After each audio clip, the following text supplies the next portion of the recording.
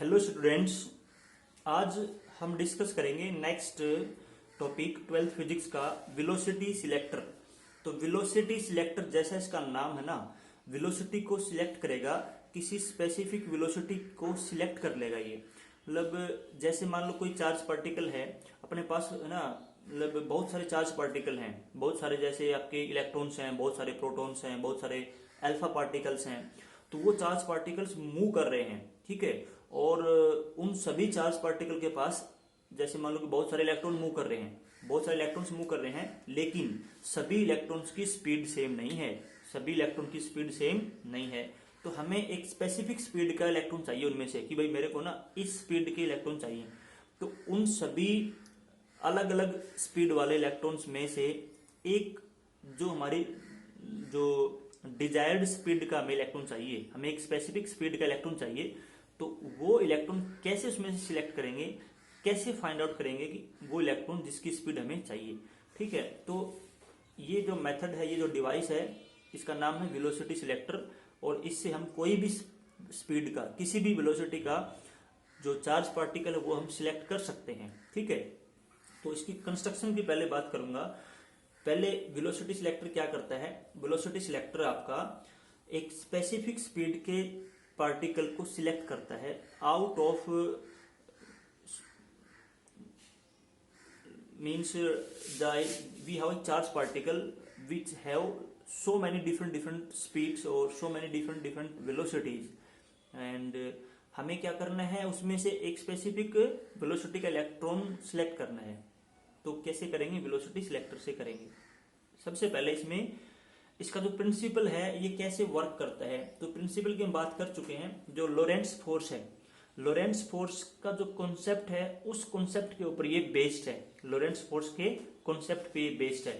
तो यहाँ क्या करते हैं, इसकी जो कंस्ट्रक्शन है उसको देख लेते हैं। भाई यहाँ मान लो ये एक प्लेट ये है, एक प्लेट आपकी ये है, ये दो प्लेट हैं, दो प्लेट हैं। और मान लो इस प्लेट पे चार्ज है नेगेटिव, इस पे नेगेटिव चार्ज है, इस प्लेट पे नेगेटिव चार्ज है, इस प्लेट पे चार्ज मान लेते हैं पॉजिटिव चार्ज है, पॉजिटिव चार्ज है। एक प्रकार से कैपेसिटर की तरह है, मतलब एक कैपेसिटर है ये इसकी नेगेटिव प्लेट है, ये इसकी पॉजिटिव प्लेट है। अब देखो यहाँ पे एक चार्ज पार्टिकल है, वो चार्ज पार्टिकल यहाँ पे मूव करेगा। एक चार्ज पार्टिकल है जो यहां से एंटर करेगा, मूविंग चार्ज है, मूविंग चार्ज है, ठीक है। यहां से एक चार्ज नहीं, बहुत सारे चार्ज पार्टिकल हैं, डिफरेंट स्पीड के, डिफरेंट वेलोसिटी के चार्ज पार्टिकल यहाँ एंटर करेंगे, ठीक है। अब ये चार्ज मैं मान लेता हूं प्लस का चार्ज है। कैसा चार्ज है? प्लस का चार्ज है। जैसे प्रोटॉन हो सकते हैं, अल्फा पार्टिकल हो सकते हैं, ऐसे। अब देखो जब ये, अब इससे बाहर कोई इलेक्ट्रिक फील्ड नहीं है, इलेक्ट्रिक फील्ड तो इस रीजन में है, दोनों प्लेट के बीच में। तो जैसे चार्ज पार्टिकल अंदर आएगा तो चार्ज पार्टिकल पे कौन सा फोर्स लगेगा? यहाँ पे तो इलेक्ट्रिक फील्ड है ना, इलेक्ट्रिक फील्ड है इस रीजन के अंदर, दोनों प्लेट के बीच में इलेक्ट्रिक फील्ड है। इलेक्ट्रिक फील्ड की डायरेक्शन क्या है? यहाँ पे इलेक्ट्रिक फील्ड की डायरेक्शन होती है पॉजिटिव से नेगेटिव की तरफ। तो यहाँ पे इलेक्ट्रिक फील्ड किस तरफ है? इलेक्ट्रिक फील्ड आपका इस तरफ है, इस तरफ क्या है? इलेक्ट्रिक फील्ड है पॉजिटिव से नेगेटिव की तरफ। ये डायरेक्शन किसकी है? इलेक्ट्रिक फील्ड की है, ठीक है। पॉजिटिव से नेगेटिव की तरफ क्या है? यहाँ पे इलेक्ट्रिक फील्ड है। तो जब ये चार्ज पार्टिकल यहाँ इस रीजन में आएगा, इलेक्ट्रिक फील्ड में आएगा, तो जब कोई चार्ज इलेक्ट्रिक फील्ड में होता है, चाहे वो स्टेशनरी हो चाहे वो मूविंग हो, उस पे हमेशा क्या लगता है? इलेक्ट्रिक फोर्स लगता है। और इलेक्ट्रिक फोर्स कितना लगता है? कितना चार्ज है इनटू इलेक्ट्रिक फील्ड। तो ये लगेगा इलेक्ट्रिक फोर्स, इलेक्ट्रिक फोर्स लगेगा। और यहाँ पे चार्ज मैंने प्लस का ले रखा है ना, तो जो डायरेक्शन इलेक्ट्रिक फील्ड की है, इलेक्ट्रिक फील्ड की डायरेक्शन क्या होती है? पॉजिटिव से नेगेटिव की तरफ। तो वही डायरेक्शन किसकी हो जाएगी? इलेक्ट्रिक फोर्स की हो जाएगी। तो दिस इज इलेक्ट्रिक फोर्स, ये इलेक्ट्रिक फोर्स लगेगा, ठीक है। अब यहाँ पे मैं चाहता हूं कि ये इलेक्ट्रॉन, अब देखो अगर यहाँ पे सिर्फ इलेक्ट्रिक फील्ड हम लें तो ये इस पे फोर्स लगा ऊपर की तरफ, तो ये चार्ज पार्टिकल सीधा जाने की बजाय, ये चार्ज पार्टिकल सीधा जाने के बजाय जैसे इसमें एंटर करेगा, ये पार्टिकल सीधा जाने के बजाय ऐसे पाथ फॉलो करेगा। कैसा पाथ फॉलो करेगा? ऐसा पाथ फॉलो करेगा, ठीक है। अब देखो, अब यहाँ पे मैं चाहता हूं कि ये चार्ज पार्टिकल सीधा जाए, इस पे फोर्स भी लग रहा है, ये पार्टिकल क्या जाए, सीधा जाए। तो जितना फोर्स इस पे ऊपर की तरफ लग रहा है ना, अगर उतना ही फोर्स मैं नीचे भी लगा दूं तो नेट फोर्स कितना हो जाएगा, जीरो। जितना फोर्स इस पे ऊपर की तरफ लग रहा है, अगर उतना ही फोर्स मैं नीचे भी लगा दूं, उस फोर्स के अपोजिट में लगा दूं, तो नेट फोर्स कितना हो जाएगा, जीरो। और ये चार्ज पार्टिकल, अगर किसी में नेट फोर्स जीरो है तो वो चार्ज पार्टिकल फिर क्या करेगा, सीधा मूव करेगा। तो मैं चाहता क्या हूं यहाँ पे, मैं ये चाहता हूं ये चार्ज पार्टिकल जब यहां से पास हो तो सीधा मूव करे, ये डेविएट ना हो, डिफ्लेक्ट ना हो। तो क्या करना पड़ेगा, यहाँ पे डिफ्लेक्ट कब नहीं होगा, जब इस पे नेट फोर्स जीरो होगा। अब एक फोर्स ये है तो एक फोर्स इसके अपोजिट में होना चाहिए, तब जाके, और कितना होना चाहिए, जितना फोर्स ये है, तब जाके क्या बनेगा, इस पे नेट फोर्स हो जाएगा जीरो। अब इस तरफ फोर्स कौन सा लगेगा इसके ऊपर, यहाँ मूविंग चार्ज है ना, ये मूविंग चार्ज है, इसकी वेलोसिटी किधर है, इसकी वेलोसिटी इस तरफ है, मूविंग चार्ज है, और जब यहाँ पे ये है तो वेलोसिटी इसकी इस तरफ है v, ये इसकी वेलोसिटी है। तो अब ये मूविंग चार्ज पे कौन सा फोर्स लगता है, मूविंग चार्ज पे तो कौन सा फोर्स लगता है, मैग्नेटिक फोर्स भी लगता है। तो यहाँ पे मैग्नेटिक फोर्स तो कब लगेगा, मैग्नेटिक फोर्स तो लगेगा मैग्नेटिक फील्ड में, तो मैग्नेटिक फील्ड को भी लेके आना पड़ेगा यहाँ पे। इलेक्ट्रिक फील्ड तो यहाँ पे था ही दोनों चार्ज प्लेट के बीच में, पॉजिटिव से नेगेटिव की तरफ, तो यहाँ पे मैग्नेटिक फील्ड को भी लेके आना पड़ेगा। अब मैग्नेटिक फील्ड किस डायरेक्शन में होना चाहिए यहाँ पे, ताकि फोर्स लगे उसके ऊपर, इसके अपोजिट। देखो फोर्स की डायरेक्शन पता लग गई आपको, मैग्नेटिक फोर्स की डायरेक्शन पता लग गई आपको, क्या होना चाहिए, इलेक्ट्रिक फील्ड के अपोजिट। वेलोसिटी की डायरेक्शन आपको पता लग गई। आप अब किस मैग्नेटिक फील्ड की डायरेक्शन क्या होनी चाहिए, देखो अगर चार्ज प्लस का है तो जो डायरेक्शन v क्रॉस b की होती है ना, जो v क्रॉस b की होती है वही किसकी होती है, f की होती है। अगर चार्ज प्लस का है तो जो v क्रॉस b की होती है डायरेक्शन में, वही किसकी होती है, फोर्स की होती है। तो अब मेरे को ना b की डायरेक्शन नहीं पता, मेरे को v की डायरेक्शन पता है और f की पता है, तो क्या प्रॉब्लम है, कोई प्रॉब्लम नहीं है, लगा दो right hand rule. Right hand rule क्या कहता है, इस हाथ को किसकी तरफ सीधा कर लो, पहले वेक्टर की तरफ, वेलोसिटी की तरफ, ये दे रखी है वेलोसिटी, और ये कर लिया मैंने ऐसे सीधा, ऐसे करूं, अगर मैं इसको ऐसे सीधा करूंगा ना तो इस तरफ मेरी फिंगर जा रही है, इस तरफ जा रही है ना मेरी फिंगर, या मैं इसको ऐसे करूं, देखो तो ये अंगूठा क्या बताता है, अंगूठा बताता है मैग्नेटिक फोर्स। तो मैग्नेटिक फोर्स किधर है, यहाँ पे जो मैग्नेटिक फोर्स है वो तो ऐसे है, देखो ये हाथ मैं ऐसे करूंगा ना ऐसे, तब मेरा मैग्नेटिक फोर्स नीचे की तरफ आएगा ना, तब नीचे की तरफ मैग्नेटिक फोर्स आएगा। तो उंगलियां किधर जा रही है, मेरी ऊपर की तरफ जा रही है, तो B किधर है, यहाँ पे ऊपर की तरफ है। तो जो मैग्नेटिक फोर्स है, मैग्नेटिक फील्ड है सॉरी, तो यहाँ पे जो मैग्नेटिक फील्ड है वो किस तरफ है, ऊपर की तरफ है।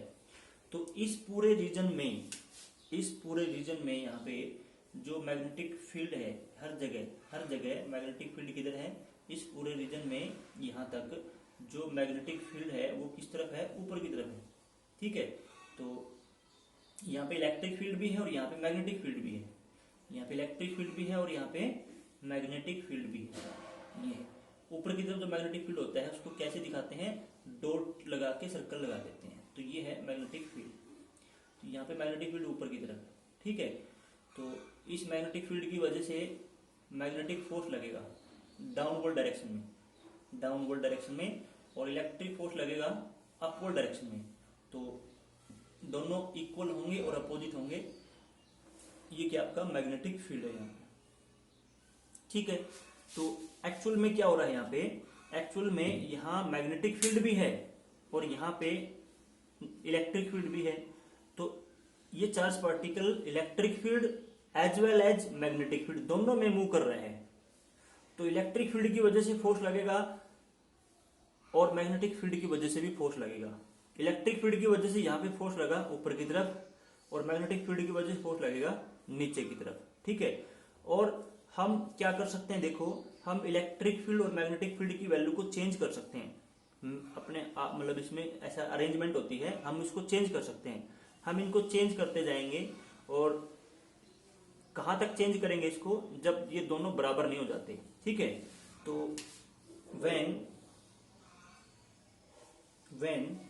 Electric force will be equal to magnetic force, जब दोनों फोर्स बराबर हो जाएंगे तो नेट फोर्स क्या हो जाएगा, zero.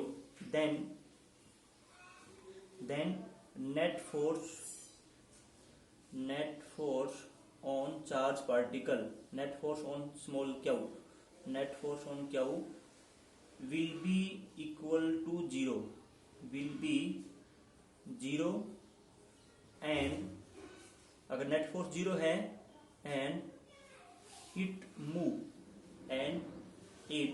Move in straight line, अगर नेट फोर्स जीरो है तो कैसे पाथ में मूव करेगा वो, स्ट्रेट लाइन में वो, and move in straight line. तो ये चार्ज पार्टिकल कैसे पाथ में मूव करेगा, ये चार्ज पार्टिकल ऐसे पाथ में मूव करेगा, ऐसे, ठीक है। अब देखो ये दोनों फोर्स बराबर कब होंगे, इलेक्ट्रिक फोर्स किसके बराबर है, क्यू इंटू ई के बराबर है, ठीक है। और देखो यहाँ पे भाई दोनों जो फोर्स हैं ये दोनों इक्वल होने चाहिए, और यहाँ पे माइनस भी लगाएंगे हम, इक्वल होने चाहिए और अपोजिट होने चाहिए ना, तभी तो नेट जीरो होगा। अगर ये और ये बराबर है और अपोजिट है तो नेट फोर्स जीरो होगा, ठीक है। लेकिन ये माइनस का साइन क्या बताता है कि दोनों की डायरेक्शन क्या है, अपोजिट है, लेकिन मैग्नीट्यूड दोनों का बराबर है, तो दोनों का मैग्नीट्यूड बराबर रख दो। इलेक्ट्रिक फोर्स का मैग्नीट्यूड कितना हो जाएगा, क्यू ई, और मैग्नेटिक फोर्स का मैग्नीट्यूड कितना हो जाएगा, q v B, q v p. तो यहां से क्यू कैंसिल हो जाएगा, ये है ना मैग्नेटिक फोर्स का magnitude, q v B sine theta, theta v और बी के बीच में एंगल था, बी आपका ऊपर की तरफ है और वी आपका इधर है, तो दोनों एंगल यहाँ पे कितना है, 90 डिग्री है, ठीक है। तो electric field will be equal to v into B, तो यहाँ से v किसके बराबर आ जाएगा, E अपॉन बी के बराबर आ जाएगा, v किसके बराबर आ जाएगा, E अपॉन बी के बराबर आ जाएगा। देखो यहाँ से मान लो आपने क्या कर रखा है, आपने यहाँ पे प्लस का चार्ज ले लिया इस प्लेट पे, यहाँ पे माइनस का चार्ज ले लिया, और इस चार्ज की वजह से यहाँ पे E इलेक्ट्रिक फील्ड है, यहाँ पॉजिटिव से नेगेटिव की तरफ, ठीक है। आपने यहाँ पे इस पूरे रीजन में, दोनों प्लेट के बीच में, इस पूरे रीजन में मैग्नेटिक फील्ड भी ले रखा है, कितना मैग्नेटिक फील्ड ले रखा है, इस मैग्नेटिक फील्ड की स्ट्रेंथ आपने बी ले रखी है, तो E यहाँ पे इलेक्ट्रिक फील्ड है, बी यहाँ पे मैग्नेटिक फील्ड है। तो किस स्पीड का, देखो यहाँ पे ना जो चार्ज पार्टिकल, बहुत सारे चार्ज पार्टिकल आ रहे हैं, यहाँ पे चार्ज पार्टिकल की बीम आ रही, बीम मतलब loads of charge particle are moving and entering between these two plates, entering between these two plates. तो कौन सा चार्ज पार्टिकल सीधा जाएगा, वही चार्ज पार्टिकल सीधा जाएगा जिसकी स्पीड E अपॉन बी होगी, जिसकी स्पीड E अपॉन बी के बराबर होगी, उसी पे तो नेट फोर्स जीरो लगेगा, वही तो स्ट्रेट लाइन में मूव करेगा। बाकी जिसकी स्पीड E अपॉन बी नहीं है, यहाँ पे तो अलग अलग स्पीड के चार्ज पार्टिकल आ रहे हैं ना, अलग अलग स्पीड के, तो जिसकी स्पीड E अपॉन बी के बराबर नहीं है वो चार्ज पार्टिकल सीधा नहीं जाएगा, वो या तो इलेक्ट्रिक फील्ड की तरफ ऊपर की तरफ बेंड हो जाएगा या वो नीचे की तरफ आ जाएगा, ठीक है। तो हम यहाँ क्या कर लेते हैं, देखो यहाँ पे इसके अंदर यहाँ एक छोटा सा होल छोड़ रखा होता है, एक छोटा सा होल हमने छोड़ दिया कि जो चार्ज पार्टिकल सीधा जाएगा ना वही हमें यहाँ पे मिलेगा, वही इस होल में से निकलेगा, ठीक है। तो जो चार्ज पार्टिकल, एक होल यहाँ पे होता है, एक होल यहाँ पे होता है, एक होल यहाँ पे होता है, तो इस होल में से अलग अलग स्पीड के चार्ज पार्टिकल मूव करेंगे, तो जिस चार्ज पार्टिकल की स्पीड इसके बराबर है वही चार्ज पार्टिकल सीधा जाएगा, और वही चार्ज पार्टिकल जो सीधा जाएगा वही तो बाहर निकलेगा, जो यहाँ से सीधे नहीं जाएंगे वो तो यहाँ टकरा जाएंगे, कुछ यहाँ टकराएंगे, कुछ यहाँ टकराएंगे, कुछ यहाँ टकराएंगे। तो जो चार्ज पार्टिकल जिसकी स्पीड क्या होगी, v के बराबर होगी, v किसके बराबर होगा, E अपॉन बी के बराबर होगा, जिसकी इतनी स्पीड होगी वही चार्ज पार्टिकल सीधा जाएगा, ठीक है। तो अब हमें जो स्पीड का पार्टिकल चाहिए, हमें जिस स्पीड का पार्टिकल यहाँ चाहिए उसके अकॉर्डिंग अपने E और B को चेंज कर लेते हैं। E और B तो अपने हाथ में ही है ना, कितना इलेक्ट्रिक फील्ड अप्लाई करना है, कितना मैग्नेटिक फील्ड अप्लाई करना है, वो तो अपने हाथ में है। तो यहाँ पे जिस वेलोसिटी का हमें पार्टिकल चाहिए उसके अकॉर्डिंग E और B को हम सेट कर लेते हैं, और फिर हमें एक स्पेसिफिक स्पीड का पार्टिकल ही बाहर मिलेगा, ठीक है। अब देखो यहाँ से बहुत सारे चार्ज पार्टिकल आए, बहुत सारे चार्ज पार्टिकल आ रहे हैं, और उसमें से हमें स्पेसिफिक स्पीड का पार्टिकल चाहिए। अब देखो यहाँ पे इलेक्ट्रिक फील्ड और मैग्नेटिक फील्ड को एक और छोटी सी अरेंजमेंट इसमें आगे लगी होती है, आपको सिर्फ इतना ही पढ़ना है, इसको आगे नहीं पढ़ना है, और थोड़ा सा आपको न्यूमेरिकल वगैरह में मिल जाएगी। एक छोटी सी अरेंजमेंट और लगी होती है यहाँ पे, अरेंजमेंट क्या लगी होती है, इसको बोलते हैं वेलोसिटी सिलेक्टर। ये क्या है, ये वेलोसिटी सिलेक्टर है, और इसके आगे यहाँ पे क्या लगा होता है, यहाँ पे एक डिफ्लेक्शन चैम्बर भी लगा होता है, इसको बोलते हैं डिफ्लेक्शन चैम्बर। क्या बोलते हैं इसको? डिफ्लेक्शन चैम्बर भी लगा होता है। आपको ये याद नहीं करना है, आपको सिर्फ वेलोसिटी सिलेक्टर ही पढ़ना है। तो यहाँ पे एक डिफ्लेक्शन चैम्बर भी लगा होता है, और डिफ्लेक्शन चैम्बर में क्या होता है देखो, यहाँ पे अलग से मैग्नेटिक फील्ड मिलेगा आपको, यहाँ भी कुछ मैग्नेटिक फील्ड मिलेगा। तो जब भी चार्ज पार्टिकल यहाँ मूव करेगा तो यहाँ भी मैग्नेटिक फील्ड है, यहाँ पे मैग्नेटिक फील्ड की स्ट्रेंथ अलग है, ठीक है। तो ये चार्ज पार्टिकल ऐसे सर्कुलर पाथ में मूव करेगा और यहाँ से ये ऐसे मूव करेगा। तो यहाँ पे जहाँ मतलब यहाँ पे बीच में ना होल छोड़ रखे होते हैं, तो ये एक होल में से ऐसे बाहर निकल जाएगा, ठीक है। तो ये सर्कल बन गया, इसका ये सर्कुलर पाथ हो गया ना, तो ये इसका रेडियस हो गया, ये रेडियस हो गया, तो ये आर हो गया, ये आर हो गया। तो कितनी डिस्टेंस होगी? यहाँ से 2r डिस्टेंस पे बाहर निकला, ये कितनी डिस्टेंस पे निकला? यहाँ से 2r पे बाहर निकला, ये 2r पे। तो यहाँ पे स्केल बनी होती है, स्केल, और r को मेजर करके, r को मेजर कर लिया, तो फिर उस r की हेल्प से हम क्या कर सकते हैं, जैसे आपका रेडियस आपको पता लग गया, तो रेडियस क्या होता है? mv upon q B. तो आपको चार्ज तो कितना है वो पता है, इसका मास आपको पता है, रेडियस आपने मेजर कर लिया, ठीक है। तो जो वेलोसिटी है भाई, जो आपकी वेलोसिटी यहाँ पे है, मतलब बी भी आपको पता है, तो आप यहाँ से वेलोसिटी निकाल सकते हो, किस वेलोसिटी का चार्ज पार्टिकल है ये। यहाँ पे क्या कर सकते हो, बी आपको पता है तो आप यहाँ की वेलोसिटी निकाल सकते हो। तो ये आपका है वेलोसिटी सिलेक्टर, और वेलोसिटी सिलेक्टर किस पे काम करता है? लॉरेंट्ज फोर्स के कॉन्सेप्ट पे काम करता है, ठीक है। अब नेक्स्ट वीडियो में हम करेंगे आपका साइक्लोट्रॉन। अभी इसके ऊपर कुछ क्वेश्चंस कर लेते हैं। देखो वेलोसिटी सिलेक्टर पे कैसे कैसे क्वेश्चंस पूछे जाते हैं।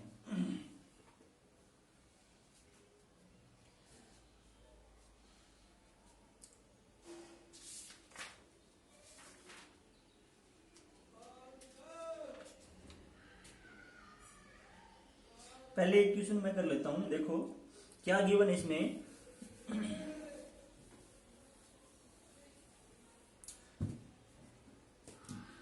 यहाँ पे दे रखा है an electron of mass, electron का मास गिवन है, और under the action of magnetic field move in a circle, electron move कर रहा है किसमें? सर्कल में, मैग्नेटिक फील्ड के अंदर। तो सर्कल का रेडियस दे रखा है, सर्कल का रेडियस कितना दे दिया इसने? 30 सेंटीमीटर, सॉरी 2 सेंटीमीटर है, 2 सेंटीमीटर सर्कल का रेडियस गिवन है। इसकी जो स्पीड है ना इलेक्ट्रॉन की, स्पीड गिवन है 3 इंटू 10⁻⁶ मीटर पर सेकेंड, ये इसकी स्पीड गिवन है। और ये किसके लिए है? ये इलेक्ट्रॉन के लिए है। ये किसके लिए है? इलेक्ट्रॉन के लिए। क्या वो इक्वल टू -e, ये इलेक्ट्रॉन के लिए। ऐसे ही उसने प्रोटॉन के लिए भी दे रखा है, if A proton of mass, इसमें इलेक्ट्रॉन का मास दे रखा है उसने, mass of electron, mass of electron कितना है? 9 इंटू 10⁻31 kg, -31 kg। तो ये इसने मास दे रखा है इलेक्ट्रॉन का। ऐसे ही इसने प्रोटॉन के लिए, तो प्रोटॉन पे चार्ज कितना होता है? +e। और प्रोटॉन का जो मास है, प्रोटॉन का मास इसने दे रखा है, mass of proton is equal to 1.8, मतलब राउंड फिगर में ले रखा है इसने 1.8 इंटू 10⁻27 kg, ये प्रोटॉन का मास है। Where to move in a circle of the same radius, दोनों का रेडियस क्या है? बराबर है। इसका रेडियस भी कितना है? 2 सेंटीमीटर ही है, same radius in the same magnetic field, magnetic field भी सेम है। जो मैग्नेटिक फील्ड, जिस मैग्नेटिक फील्ड में इलेक्ट्रॉन मूव करेगा उसी मैग्नेटिक फील्ड में प्रोटॉन मूव करेगा। फाइंड इट्स स्पीड, ये इलेक्ट्रॉन की स्पीड दे रखी थी, आपको क्या करना है? प्रोटॉन की स्पीड निकालनी है, ये कैलकुलेट करनी है, ठीक है। तो बहुत आसान है, सिंपल फॉर्मूला बेस्ड है। हमें पता है रेडियस क्या होता है, देखो जो रेडियस होता है r is equal to mv upon q B, ठीक है। तो ये रेडियस किसका है? इलेक्ट्रॉन का रेडियस है। इलेक्ट्रॉन को मूव करवाएंगे पहले बी मैग्नेटिक फील्ड में, ये इलेक्ट्रॉन की स्पीड है, ये इलेक्ट्रॉन का मास है, ये इलेक्ट्रॉन का चार्ज है। तो यहाँ पे m के नीचे ये लगा दिया, v के नीचे, ये इलेक्ट्रॉन के लिए। ऐसे ही आपका प्रोटॉन जब मूव करेगा तो उसका रेडियस क्या मान लिया? rp मान लिया। तो मास ऑफ प्रोटॉन, स्पीड प्रोटॉन की, और चार्ज प्रोटॉन का, और मैग्नेटिक फील्ड बी में वो मूव करेगा, ठीक है। गिवन क्या है? जितना रेडियस इलेक्ट्रॉन का था ना, उतना ही रेडियस किसका है? प्रोटॉन का। तो दोनों को बराबर रख दो, तो यहां से क्या आ जाएगा? देखो यहां से आ जाएगा MEVE upon q e, B is equal to MP V v p upon q p into B. तो बी से बी कैंसिल हो जाएगा, जितना चार्ज इलेक्ट्रॉन पे होता है उतना ही चार्ज किस पे होता है, प्रोटॉन पे होता है, सिर्फ साइन का ही डिफरेंस है। तो क्यू ई क्यू बी से कैंसिल हो जाएगा। तो यहाँ पे हमारे पास क्या आ गया, देखो हमारे पास आ गया m e into v e is equal to m p v p के बराबर आ गया, और वी पी क्या आ जाएगा आपका m e v e upon m p के बराबर आ जाएगा। ये सब गिवन है इसमें, तो यहां से हमारा क्या आ जाएगा, वेलोसिटी आ जाएगी किसकी, प्रोटॉन की। ठीक है, बहुत सिंपल क्वेश्चन है ये। एक क्वेश्चन और कर लेते हैं, देखो यहाँ पे